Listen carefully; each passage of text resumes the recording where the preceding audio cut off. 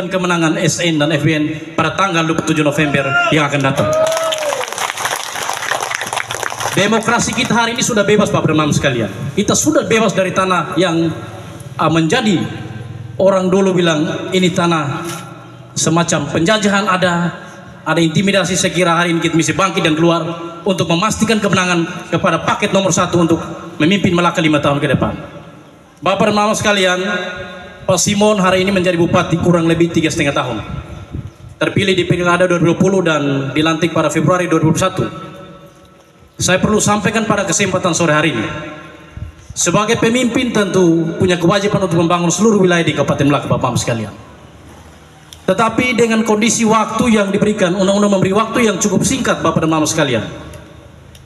Pak Simon memimpin dengan kondisi 3,5 tahun dengan situasi kita dalam keadaan waktu itu Covid dan seroja.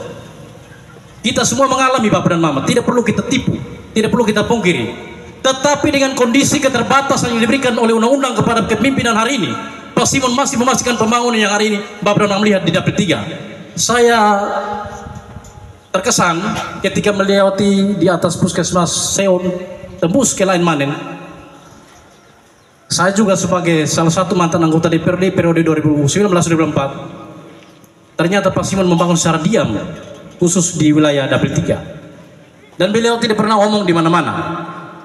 Tapi Bapak dan Mama sendiri melihat kurang lebih 3,5 tahun dia membangun infrastruktur yang luar biasa di Dapil 3, Kecamatan Kofeu, dan dari Melaka Timur ke Lain Manen. Ada akses yang bisa membantu Bapak dan Mama untuk melakukan kegiatan ekonomi setiap hari. Yang berikut Bapak Mama sekalian, dengan keterbatasan ini Pak Simon juga memberikan kesehatan gratis. Hari ini banyak paket yang lain berkampanye. Benar adanya dulu pemimpin yang sebelumnya melakukan hal itu, tetapi di situasi hari ini kepemimpinan Pak Simon ada sesuatu yang sedikit berbeda dalam pelayanan kesehatan Bapak dan Mama sekalian. Saya mau tanya dulu, ada hari ini ada di Puskesmas Seon bayar? Tidak. Masih bayar? Tidak. Menunjukkan KTP masih gratis kan? Masih gratis. Masih gratis Bapak dan Mama sekalian. Ada pemberlakuan yang berbeda di kepemimpinan Pak Simon dalam pengobatan gratis hari ini Bapak dan Mama sekalian. Dulu di kepemimpinan yang lama, yang sebelumnya, saya kebetulan pernah mendapat jabatan beliau kurang lebih 1 tahun, dan itu hanya kerjasama dengan 2 rumah sakit, yaitu Rumah Sakit WZ Yohanes dan Rumah Sakit Monsiur Gabriel Nanus Atambua.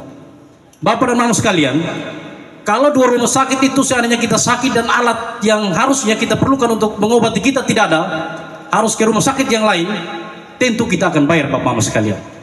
Itu di zaman sebelumnya. Di kepemimpinan hari ini Bapak dan Mama sekalian, di pengobatan gratis, kita omong program banyak, pertanyaan segala macam, tapi kalau kita sakit Bapak dan Mama, saya yakin semua aktivitas kita akan macet.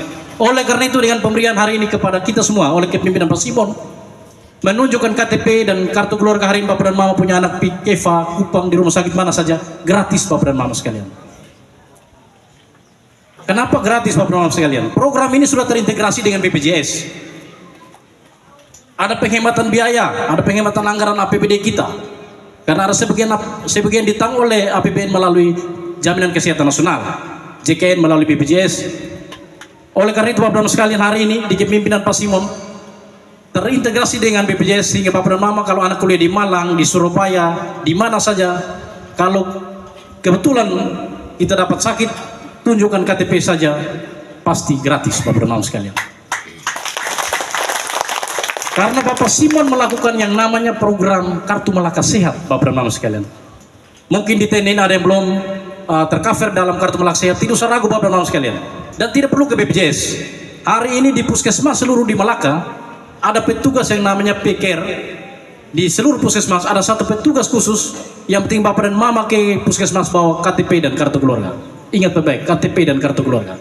Tunjukkan nanti petugas itu yang akan mendata NIK-nya kalau belum terdaftar dan belum terintegrasi dengan Kartu Melaka Sehat dan belum terintegrasi dengan BPJS, dengan sendirinya petugas itu akan daftar NIK-nya dan akan connect langsung ke BPJS dan terdaftar dan nama dan dalam Kartu Melaka Sehat. Tidak usah ragu, tidak usah ke BPJS Bapak dan Mama sekalian. Ini baik atau tidak? Baik. Program yang cukup membantu Bapak dan Mama sekalian.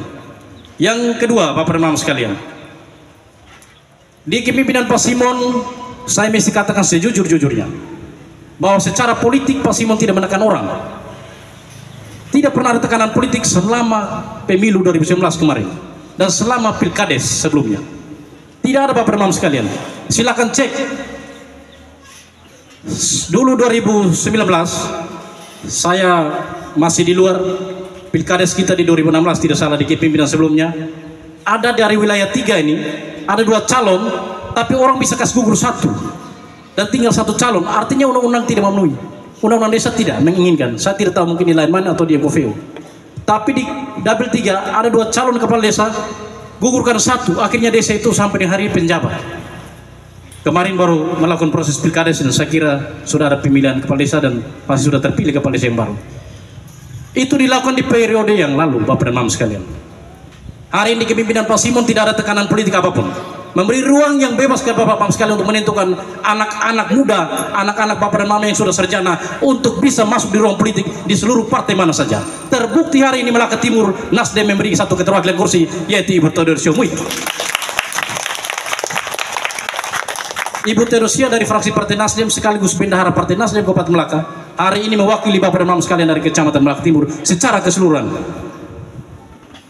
Secara keseluruhan dapat 3, tapi ini adalah anak asli Melaka Timur, anak asli Kecamatan Melaka Timur yang Nasdem sudah memberikan kontribusi kepada Bapak dan Mama sekalian. Hari ini Pak Felix Bernahak sebagai Ketua DPD Partai Nasdem Kabupaten Melaka yang maju sebagai calon wakil bupati Bapak dan Mama sekalian. Tentu Ibu Theo sebagai anggota fraksi sekaligus sebagai bendahara, dia punya nyali dan dia punya kontribusi yang besar untuk memenangkan pilkada 27 November ini Bapak dan Mama sekalian. Tidak usah ragu.